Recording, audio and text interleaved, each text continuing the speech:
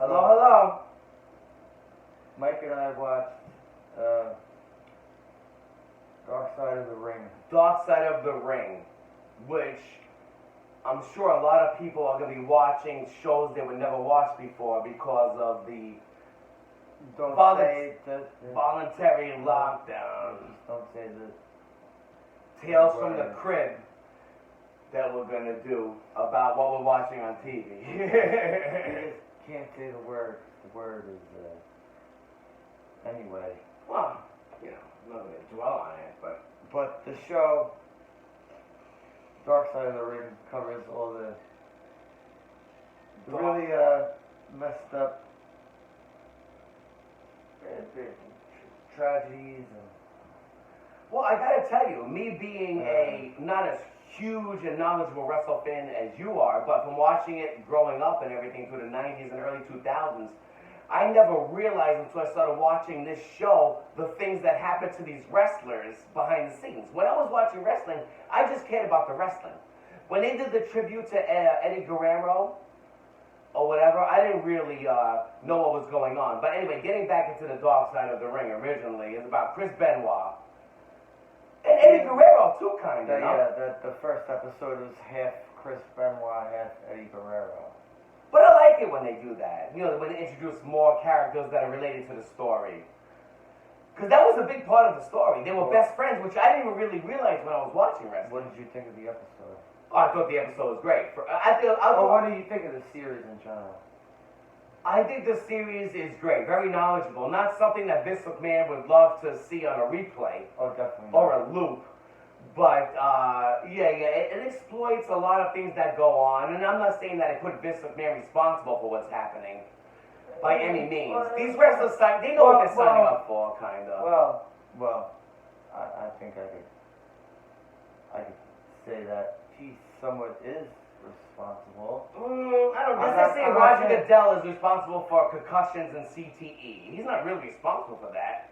This is one thing I will say about Vince McMahon, that he has that thing where if any retired, anyone who's ever worked for them, but they will give them free rehabilitation. I give them that much. But I think they had to. Well, he did that with Eddie Guerrero, no? And like he fell around off the that time. You mean? He released them and then took them back when he got clean again. Well, yeah, he did release Eddie Guerrero at one point. They did fire Eddie Guerrero at one point, but they brought him back. But if he was a crappy wrestler, but they knew the return of Eddie Guerrero, the Latino heel, would be like a big thing. Who's to say that also didn't help kill him quicker? Well, exactly that. In my opinion, in sports in general, if you sign up for something knowing the consequences, then if you become a baseball player, you know there's a chance you get hit in the head with a fastball. I mean, you just know that. I mean, you know, come on now. So if it happens, you can't be shocked that it happened. That's all I'm saying. Yeah. And I'm not saying that. I think you have a point there. Right. I'm not saying that business. It's also the hard living on the road. Oh, absolutely. All the especially back then when wrestling was coming about, it was all the stuff they do in their free time together. You know. Yeah. Exactly. A lot of the HGH also with the steroids that's combined in that. A lot of whatever drugs they were doing on the side. Recreational drugs and performance enhancing drugs passed around. What do you think it is about fame that makes like famous people turn to like hardcore drugs? Just the pressure of being in the spotlight, you think? Like a lot of people like overdose on drugs, and you'd be like, oh, how could they have done that? You know? But this Chris Benoit episode, they showed just how crazy it could get. Well, yes. Well, what I liked about it, I learned a lot about what's going on. I learned how Chris Benoit and Eddie Guerrero, they started in like in Mexico, was it? They were both all over the place when they started. And then they went to WCW. Well, they were in ECW before WCW. Oh, okay. Okay, so they were well-known wrestlers when they came in. They had experience, unlike what they do now with the minor leagues, NXT. They kind of train you as you go on. Yeah, they went around the world basically getting their whole... Like, in other words, anybody in NXT wasn't already traveling around the world wrestling. Like, it's almost like the minor leagues. No, some of them are. Oh, yeah? But they just haven't made it to the pro leagues yet, I guess. Okay. But what I liked about this, I learned a lot. First of all, I didn't even realize what Chris Benoit had done until I watched this episode. I don't know how you didn't realize that. That was all. Well, I know he died, but even like even when we saw Vince McMahon said, I'm not gonna talk about it anymore. He didn't mention but it. I'm saying even people who aren't wrestling. But there was no internet when There was. What are you talking about? It was 2007, dude. Are you crazy? so I could have looked it up, I guess. All right. What do you mean? It was even all over the. It was all over the news when it happened. Even people who weren't wrestling fans or who even gave a hell. Well, when I watched wrestling, listen. They didn't care. They didn't care. They just knew who it was because it was all over the news when it happened. Even the major news networks, like if something Yes. happens in baseball, somebody does something like they beat their Yes. wife, you hear about it like crazy. Yes. Okay, well then I was just naive to it because I didn't want to see was. I didn't want to see the dark side of the ring, I guess. I was blind to it. I wanted to see the bright side of the ring. No, but it was hard because I used to like watching Chris Benoit. I used to like watching Eddie Guerrero also. But to see what happened was just amazing, you know. And are we going to talk about actually what happened? Give spoilers? Well, Eddie Guerrero went out in a different way than Chris Benoit did. Well, he just went out from like heart disease, I guess. But there's always complications due to that, right? He was 38 was he? Yeah. If you're dying at 38 years old, that means that something contributed to your heart disease, I guess, unless you have a regular heart disease growing up. But I have to say, maybe the steroids and all the HGH and the strain on the body. A lot of people say, oh, wrestling's fake. And yes, it is. Because Eddie Guerrero. But you're still taking hits. Eddie Guerrero was jacked as friggin'. He was jacked as hell. He was jacked as hell. His last few years. Well, if you would have seen Eddie Guerrero when he first started, he was built like X-Pac. He was built like friggin' 1, 2, 3 Kid. Do you think there's such a thing as, like, let's say he was just overworking himself and pushing himself too hard at 38 years old, taking too many enhancers that maybe his body couldn't take it no more, maybe, right? Because your body just shut down. But anywho, the whole thing was him dying in a hotel room. And his good friend, Chris Benoit. Well, who found him? Chavo? Yeah, Chavo found his uncle. Eddie Guerrero dead in a hotel room. That's crazy.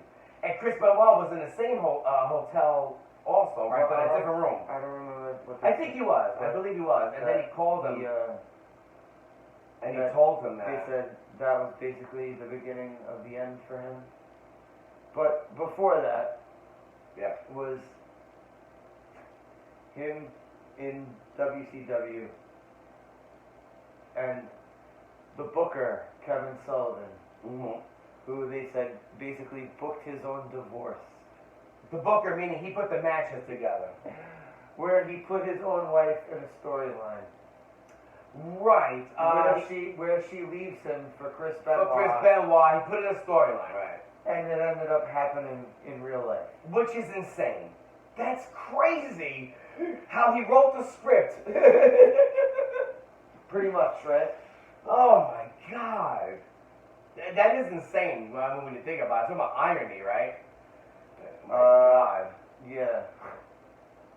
That's pretty much writing your own demise. They also said that when the episode... You think he was happy when he heard about the death? The first... Well... That's crazy thinking, right? That's the other thing is the conspiracy is that he did it, Kevin Sullivan. There's the conspiracy. And let me tell you, I'm with that. Because I don't think Chris... Looking at the facts, all of a sudden Chris Benoit decided to... you want to talk about what he did. What is he, a ninja? Is he a predator? What is he going to... How is he going to pull that off? No. That's true. He would have to kill... No. Right, because he hung himself apparently, right? So, yeah, I don't know. And it's impossible. It's impossible. But what I do gotta tell you about the first 2 episodes that they showed of season 2 is that they were great. I mean, this is the first time we saw 2 episodes of one person, right? Because they could have shown... Yeah, they haven't done so far. You said they could have showed 2 episodes of what? The Macho Man one, right? First season was 6 episodes. 6 episodes. And it says... Season 2 is going to be 10. So. But what do you think about Chris Benoit getting 2 episodes and of all the wrestlers that we saw, what? We saw, what wrestlers we saw so far? They could have put 2 episodes of somebody else, like the Macho Man. Well, I see they have an Owen Hart episode, so. I think that Owen Hart. Could be a 2-parter? I think I would definitely say Owen Hart deserves 2 episodes. That guy literally gave his life for the business. So, yes, definitely. But, well, the next question. You notice how every time we watch this Dark Side of the Ring, it's always bad things that happen to people, and then we see Vince McMahon coming out, he makes a statement. When somebody passes away in the NFL, does Roger Goodell always come out and say... does he? I don't think he does. I never see him come out and say, we lost a great person today. I don't ever see him mourning any of his players or former players that have died. But at least Vince McMahon does. At least he has some scruples. Well, it's not like Vince McMahon does that to every single wrestler who dies. Right, especially if they're long gone out of his federation. He only did it to people that were actually fighting in his federation. But and do you remember how episode 1 ended where he was calling for the welfare check to make sure that he was okay? It was a pay-per-view that he was supposed to be a part of that he was late to. And then Vince McMahon's thinking, oh my God, this is a pay-per-view. We got to get Chris Benoit going. And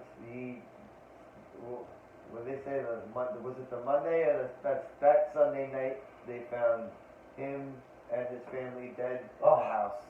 And hadn't happened. They were both, I know he hung himself, but hadn't happened. What happened to his kids? They were strangled or something, I think. His son, one son. And wife. And his wife. Right.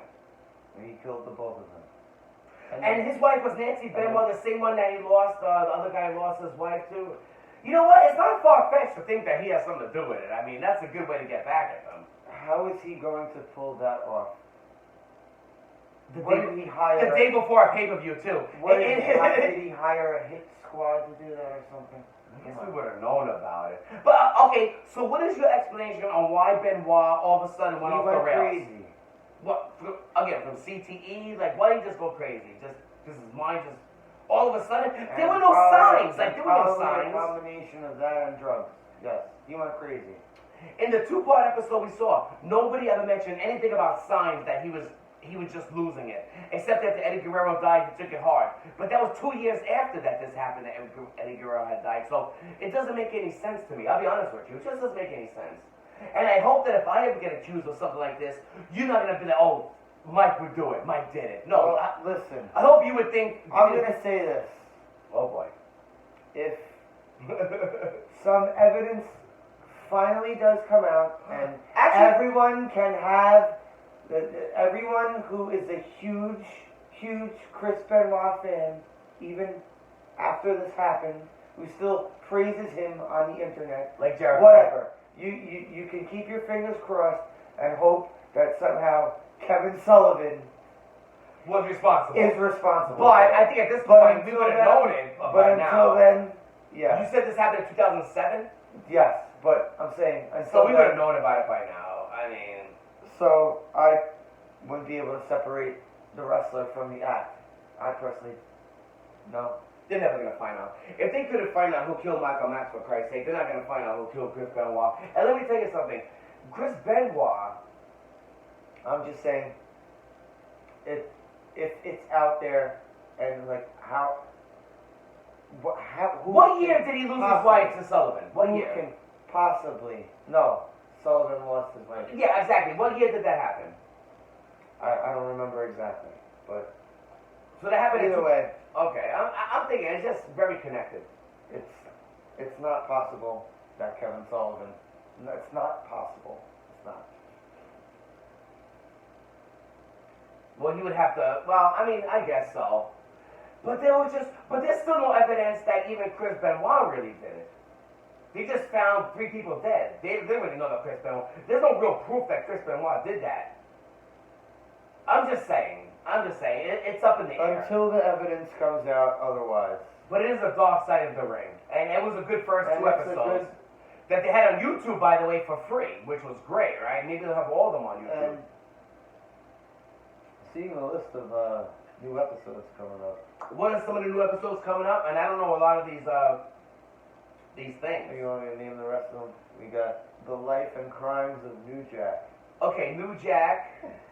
We got The Brawl for All. The Brawl for All I'm interested in. I want to see what happened there. Snuka, Dino Bravo, Dr. D. David Schultz, Herb Abrams, Owen Hart Ugh. and the Road Warriors. So what's the finale? Owen Hart or the Road Warriors? The Road Warriors. Right now it's listed at. Interesting. That says Chris Jericho's narrating, which is good. I like it because he was good as a narrator. I gotta tell you, not for nothing. When did the last season air? Less than a year ago, right? They put this new season together pretty quickly. Yeah, they did. I mean, and they got all the people to talk about it, and they got all the family members. It doesn't look like a very hard show to put together. But let me tell you, the production value looks pretty good. And they have a lot of good interviews. But I'm saying it doesn't look like it's real hard to put the show together. Well, as long as they could buy the footage from the networks, because we see a lot of good footage. You said how come they're able to air some of the Vince McMahon footage and stuff like that? They probably buy it from the networks. And then I mean, I'm going to also say a lot of these stories I already knew before watching these, but I'm looking forward to seeing more about the Dino Bravo one because. Are you saying that a true hardcore wrestling fan knows every single like they would still learn something First from of a all, show like this, if no? it wasn't for the internet, I wouldn't have known so much about Right. the backstage and But it's still always good, even though you know something about The what past- happened. Like the past offenses. people know about Waco, but they love to see the Waco documentary. You like to see in details about what happened. But I'll check out the New Jack one. Is that the next one? Yeah, Next week? yeah. I'll say that the Benoit episode was good. I don't have an opinion on Chris Benoit. That isn't positive. That isn't. Well, your opinion is you love him as a wrestler, but now you can't look at him the same way, You know. Yeah. because of what happened. But I said until some evidence comes out, which will never happen. which is never gonna happen. All right. Later. Later, guys.